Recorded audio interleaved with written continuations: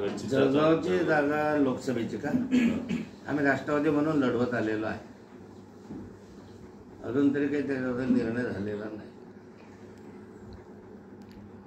तसं पाहिलं तर जळगावसाठी आमच्याकडे असे अंतर्गत राष्ट्रवादी अंतर्गत आज तरी आमच्याकडे असं प्रभावी उमेदवार नाही आहे, हे मला मान्य करावं लागेल. कारण आमचे जेवढे उमेदवार आहेत ते सगळे विधानसभेलाच उभं म्हणतात. लोकसभेला राहायची कोणाची इच्छा दिसत नाही.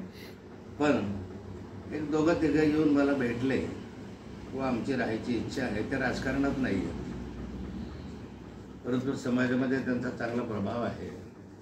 आणि माननीय शरद पवार साहेबांची एक वेळ विमानामध्ये चर्चा झाली होती त्यांची दिल्लीला जाताना, तर त्यांनी शरद पवार साहेबांकडे इच्छा व्यक्त केली होती जवळपास 7-8 महिन्यापूर्वी.